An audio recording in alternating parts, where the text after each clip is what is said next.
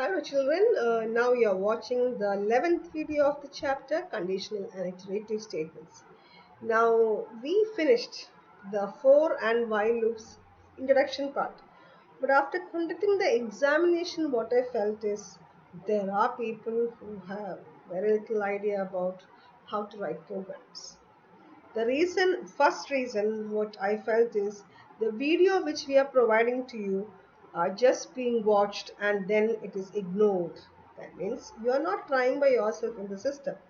So this is the phase where we started writing just like in English paragraphs in Python. That means now you are writing a story in Python. With all the tokens you have learned, you started writing your Python codes. But if you don't know how to proceed, you will be stuck or you will make mistake. If you make mistake, it is your responsibility to identify the mistake and correct it. That is how you all learn, or how I learned, or how everybody in this particular programming language is learning. It's not that first time itself we have to correct everything. So I thought of this particular video to provide you a comparison between your while and for loop, and then some of you who still think it is very difficult to grasp, for them it will be an eye-opener. If you again go through this program as well as you try this by yourself only, then it will be an eye-opener, okay? Otherwise it will be again just like another video for you, because the limitation is that we are not in a physical classroom where I can make you write on the blackboard, or what we say as your whiteboard. Let's start with your first program here. I have already kept one program ready. One program with your for loop. Okay. This for loop is giving one string manipulation statement or string checking program. Let's see the program's title. I haven't written the program's title this time. Let's write it now. Okay.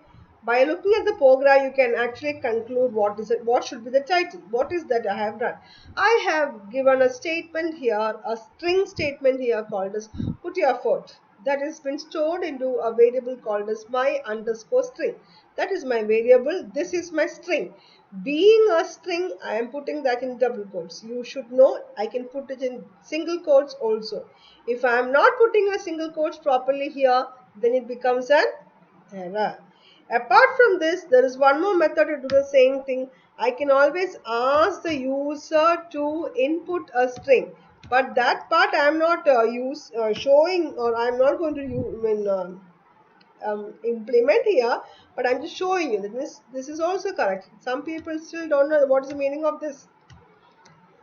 It was like a difficult process for me to pathetically understand where you are standing. Enter your string. If I give like this and then if I run, what you enter during the runtime will be stored into my string. But here I have not done like that. I have stored that directly into my string. So there are two methods. If I say input, that should be the first methodology. That being in string, I don't want that int input. If it was integer which I am inputting, then you should write that int here, which I have told in the previous videos. So watching the previous videos are very important. Unlike in the classroom where we sit in one classroom and we forget everything, here at least we are able to see what is happening. In the previous videos you can always check. So take like that an advantage and put your effort. Literally put your effort. So this program is here where I have stored it in my underscore string. The next statement is again having another string. It can be single quotes or double quotes. Again I am repeating it, where I am storing u, symbol u. So g is a variable which gets a value u, and this is just now kept like that, not used now. Okay, no, just kept like that. Okay. For I in my string. If you use like this in your string, you know that each value or each alphabet or each letter, or I can even say each character which is stored right now in my underscore string will be taken one by one during each iteration. That means first time I will get the value P. That will be evaluated or executed or processed.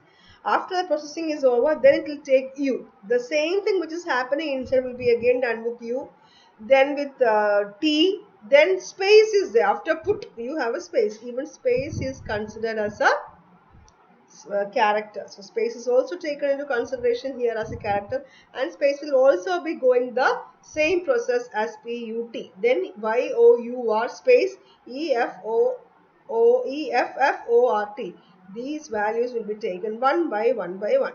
So first value for I in my string, I will get the value P. And it is checking the next line using an if condition. So this much, which much? This is considered as a block in the for loop. A block is a collection of statements which will be executed inside the for loop. So if G in I, in is an operator, if the value in G is present in I, that's the meaning of G in I. That means if P is equal to U, which is not, if that is the case, then it will be replaced with asterisk. Since it is not matching with the value, nothing will happen. P will be printed as it is P itself. The loop will again execute, U will come. Next time I's value is U. If G in I, this time G is again U, and in I, again U comes. So G in I means U in U. That means if U is present in that, yes, U is matching. U is equal to U is taken in another way here using in operation. So U will be replaced with asterisk. Not in the string, okay? It is replaced in I only. Here I, instead of printing that U, I will be printing asterisk. So wherever U is coming, that will be printed with your asterisk. The string, if you show, you wanted to see the string, I'll show you the string also here at the end. You know, you can put an else also. Don't forget that else is just like the way you write an else of your if condition. The only thing is that this else will be only executed when the entire iteration is over. The string is, again, the name of my variable is my string. Again, what is given inside the double quote has nothing to do with your variable. That is only a message which is shown. Let's run the program. So if what we talked is clear to you, wherever in that my underscore string, in that particular my string, whenever you find out U, that will be replaced with asterisk, and instead of U, asterisk will print. In all other letters, it will be just printing the same value. And at the last, the original string will be. See that P, wherever U is there, asterisk came, T space is same, Y, O, U instead of that asterisk came, then everything is same. Because I have given print command, it will print in next line only, because I have not given any hyphen and all. If you want, you can give a hyphen also or comma also. But the original string is still showing put your effort. So you have to understand that this code has not changed the original value in my string. It has only changed it here. If I give end equal to comma, same thing came with the comma, put. If I am not giving any comma and then I am writing a space and then run the program, same thing came with the space. You saw that, no? So this is printed at the end automatically in the same line because it's a part of your else. Now let's run this separately without the else. See, same thing happened. Understood, no? If I am giving here /n, you know, remember /n for what purpose? It will come in the next line. Or if I am giving here another symbol print, and instead of 1 minute, cancel, and instead of this I am putting my /n on hold, same thing. That way you can format your program. So put your effort is the first one which is going to help you to see how a string works with your for loop. String, basically, it is always recommended that you use your for loop. You can use this with while also, but we need some other extra what you call updations or extra learning process. We will see when we reach exclusively into strings. So string is right now completed with a for loop, and I highly recommend whenever we have a string based question, you do it with for loop and not with your while loop in the beginning stage. After that, you can decide which one you want. So we have this. So for loop doesn't require any kind of updations or any kind of specific statements, as we told in the previous videos. It just iterates by itself and does the job. And that block statement are the statement which will be executed continuously for a period of time. Here the period of time is till the last sentence, not sentence, the last character of your my string value has written. This is T. So let's close this program and let's take another one. The next one, okay, no? Now again this one, let me just, yeah, I'll go for this. Ideally, you are already opened that, so I'm just clicking on that, will be displaying it. See this one. Let me just close my Python shell also. Yeah. This one, it is going to print the numbers from 1 to 100 which are divisible by 5. I can change this to any style. So some divisibility checking. Divisibility checking we have done many times. But again, I think there are people who still have doubts regarding the divisibility checking process. Divisibility checking has to be done with percentage symbol. Why? Because when you want to know whether a number is divisible by another number or not, it is very important that you divide and if see that if the remainder is 0. The remainder is 0 has to be checked with percentage. Quotient will be only coming when you do your slash and with double slash. Remember that. Here it is divisibility checking. The question is to print only the numbers from 1 to 100 which are divisible by 5. This I can change. Divisible by 3, 3 or 7. Everywhere I can give this kind of questions and change the style afterwards. Now here we have your first divisibility checking process, and then for that process we need some differences. The for loop doesn't have this kind of statements. If I do the same thing with for loop, I will show you that once this is over, then we'll go back to our my string again for one another purpose. So the comparison will be completed, I hope. So while num less than or equal to 100 I have given. If I simply give that like this in our while loop, it will never work because num should be given with your limit first value. From where to where I should mention that in your while loop. So whatever variable I use, that variable should be assigned with 1. If I have not given that in the question, then you should ask the user, enter the starting value. We say no, they print only the numbers from m to n, which are divisible by 5. Then m and n is unknown to you. We don't know what is m and n means. You have to input it from the user. Here inputting is not required because 1 is specified in the question. So we know we have to start with 1. If the starting value and the ending value is not specified, we need to ask from the user. In order to ask only, remember we need to do like this way. Int, this only many people had confusion. Enter the starting point or enter the start value or whatever way. If you give like this, closing the bracket is very important because you have opened 2 brackets over here and you have to close it. Anyway, here we don't require that because num is known to us. It is starting with 1, so I have initialized.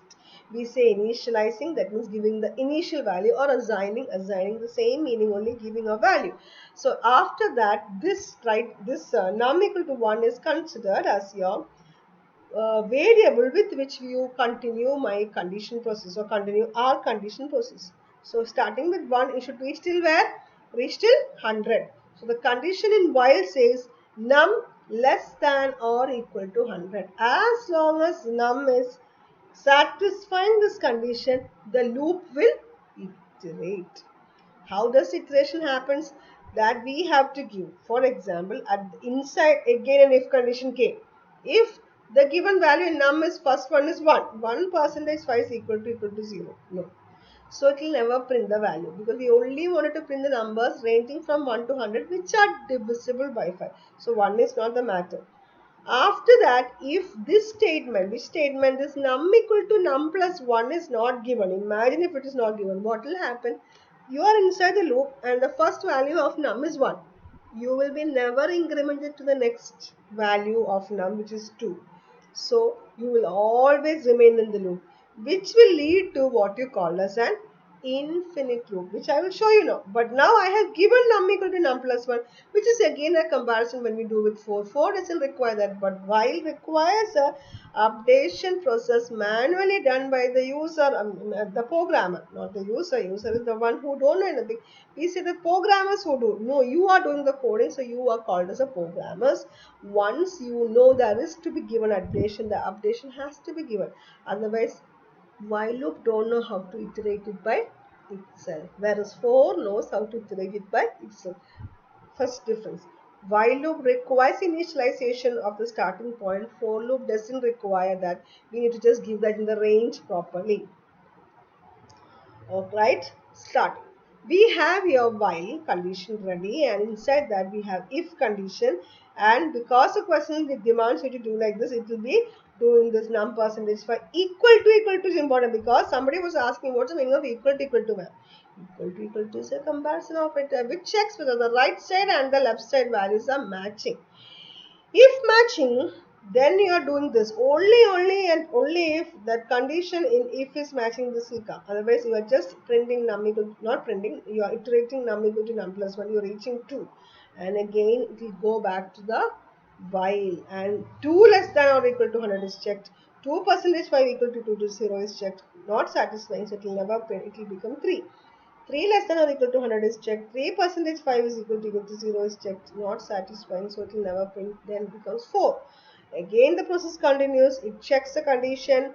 It checks the while loop condition first. Then it checks whether 4 percentage 5 is equal to 0. No, not printing. Then num equal to num plus 1 becomes 5.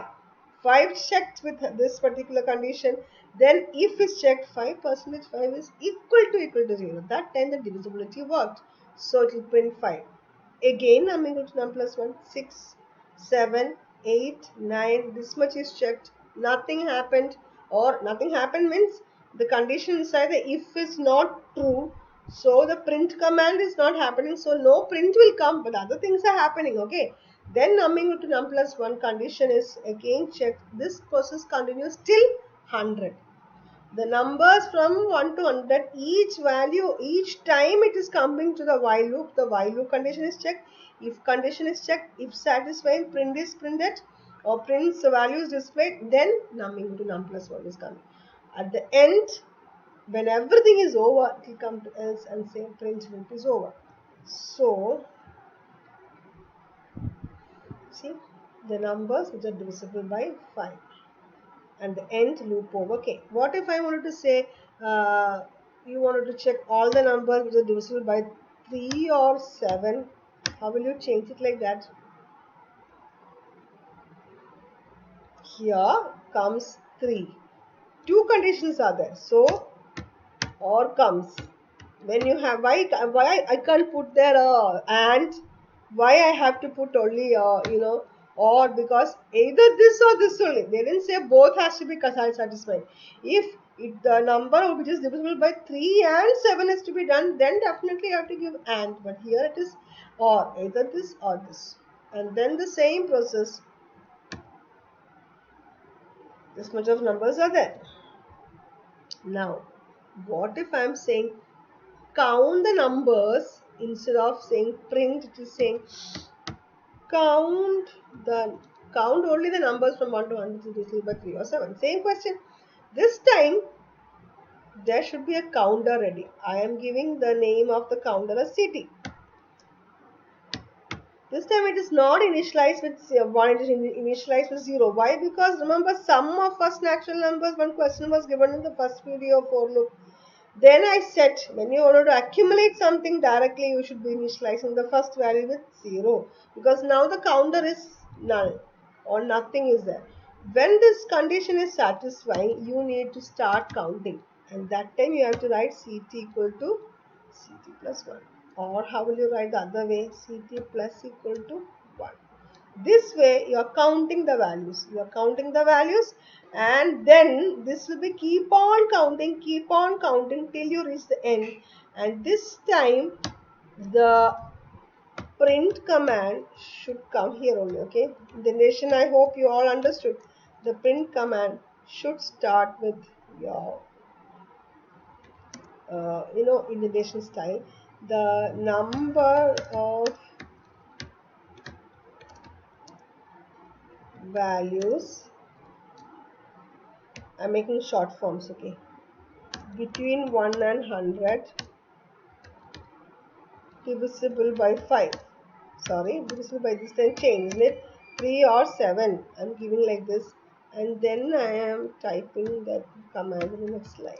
Print, which is that's a counter. So here counter will keep on adding whenever the condition is satisfied. No print will happen inside the loop, so continuous printing will never happen.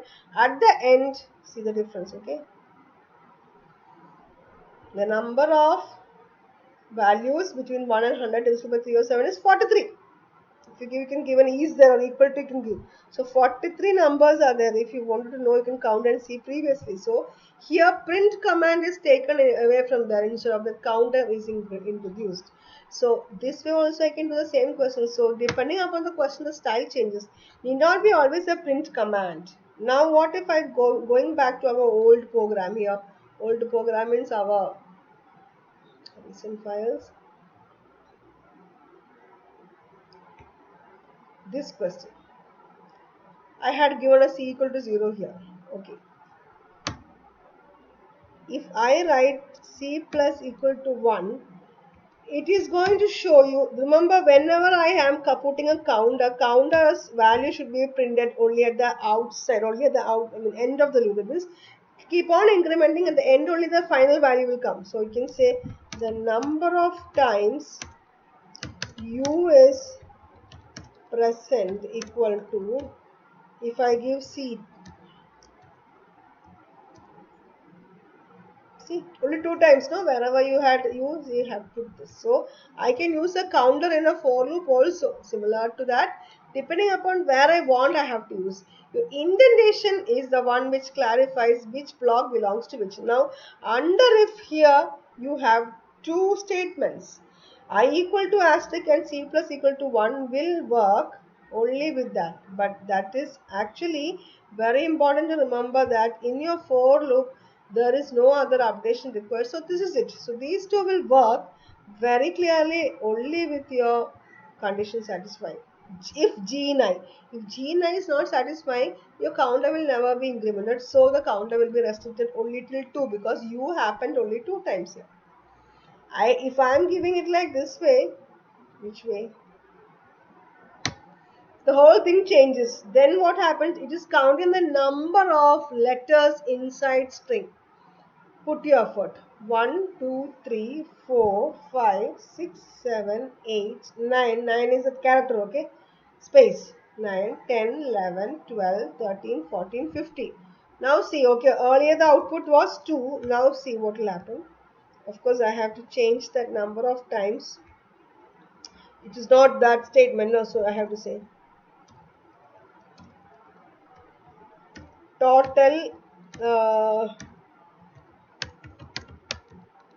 number of characters, and I'm running the program. See, number came properly, right? Yes. So that's a way you can put your counter. So these two questions are given to you. Let's just see whether we have time for it. No, I have already excluded 20 minutes. So I am stopping this, values here. Let's do this continuation in the next video. Thank you.